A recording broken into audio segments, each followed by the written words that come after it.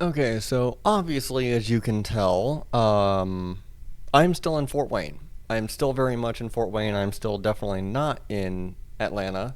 Haven't been able to move yet. Haven't landed any clients at all, and thus the reason why I am back to cold calling.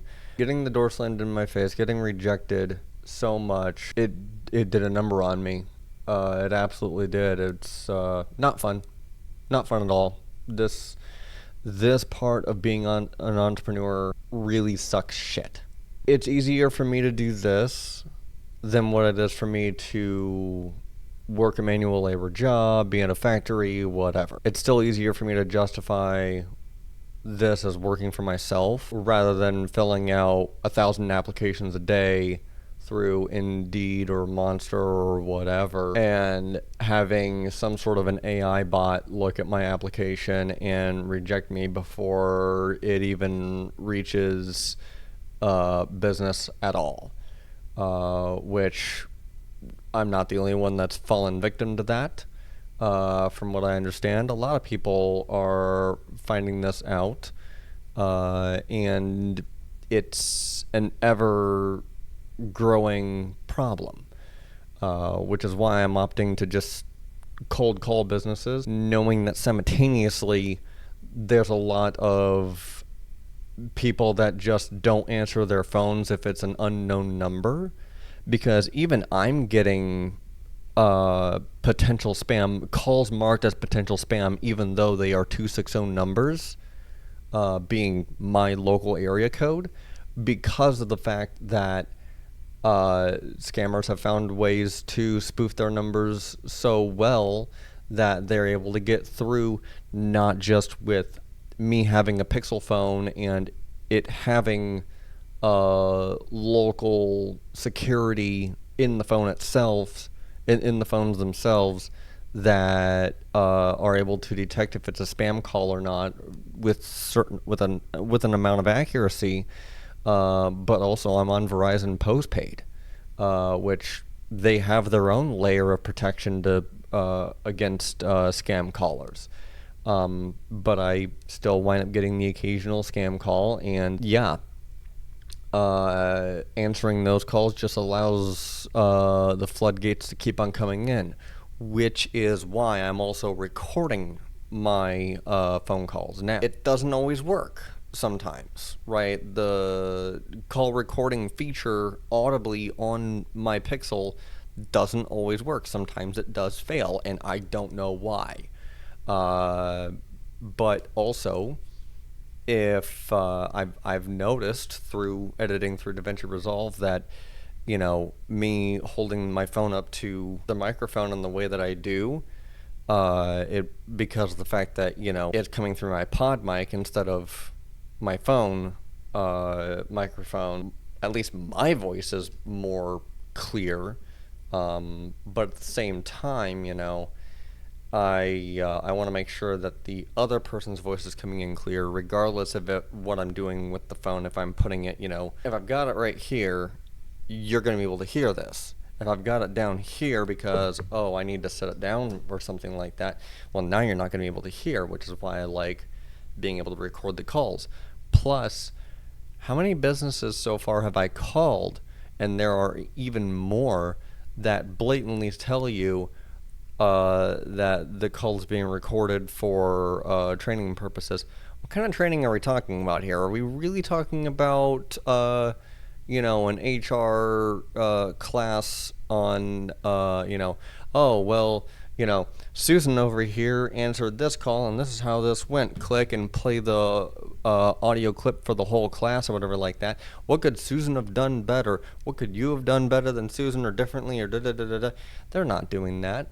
What they're doing is they're protecting their own ass in case somebody wants to try to come back and sue the company because an employee said something that wound up not actually being true at all. It's a liability, right? It's a way of protecting the company or what have you. So, part of the reason that I'm recording my phone conversations either on my phone or even just like this through my phone or whatever the case. The reason that I'm recording these is just that way, hopefully, eventually I can get picked up by social media, and somebody that's looking for the type of services that I'm offering, which I'll explain what I'm offering again real fast. What it is that I'm offering is just to generate organic social media content, and that would be 6 to 8 posts of short form content per day. That's all organic, and then that all the short form content is treated like a trailer for the medium form content, for the medium length content rather. That would be official videos that would be 20, 34 minutes long. And as I think I can also do a podcast too that would be hour or two long podcast, and I'll make more short form content out of that too. And so that therefore all that organic content, the idea is that it drives business more than ads, right? People hate ads, but they love to consume content for the same reason why people hate being sold, but they love to buy, right?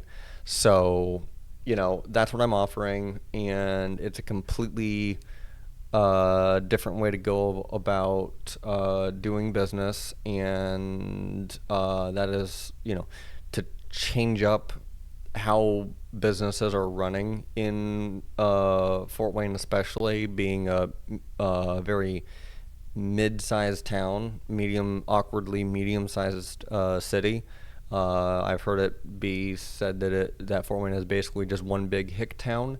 I do not disagree with that. Attempting to break into another city by, doing it the way I was doing it, which was cold calling businesses in that city as still a nobody, convincing, or for lack of a better term, just being able to sell my services to somebody. I don't think I was naive to think it was going to work out, but at the very least, the conclusion that I came to was that, there has to be at least one business in Fort Wayne that has the money and the vision to be able to invest in me, in my business, and in what I'm talking about, and understands where I'm coming from as far as the difference between branding and marketing is concerned. And I've reached the point where I don't believe that I can get out of Fort Wayne without servicing it at least that much,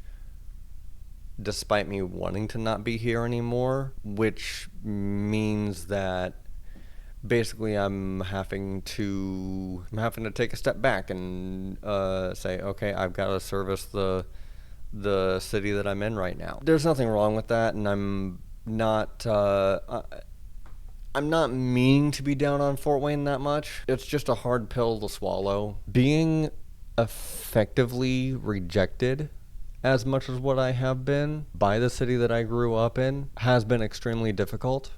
It's been extremely frustrating, to say the least. This is not something I'm enjoying. This is not the part of entrepreneurship that I'm enjoying at all. Getting rejected this much, getting the door slammed in my face this much, is hard on its own, mentally and emotionally. But then making these videos, as much as what I know that or believe that I am going to look back on these and be like, yeah, I came from there and I went through this shit. Having to effectively go back to, anonymize all the phone calls as much as I possibly can by taking out business names, by taking out people's names and things to that nature, phone numbers and whatnot. It's forcing me to relive that rejection, which just amplifies it that much more. But I'm doing it because I'm that trusting in the fact that making this content will not only help put me out there more, but also that it will help out others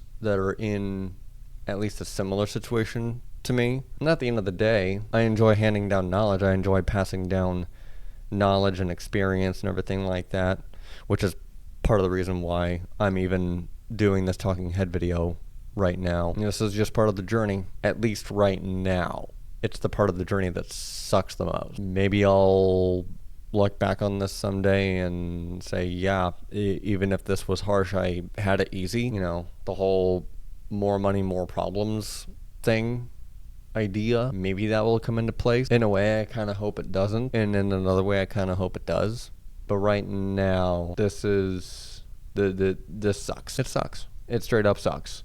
It's draining. It is killing the spark that I have, the joy that I've had for making videos, for the actual art of it. Holding on to that thread of hope that something will break because of what I'm doing eventually. Yeah, I'm back to doing this again, and this time I'm doing it in my hometown, so that way hopefully in some ways it's easier.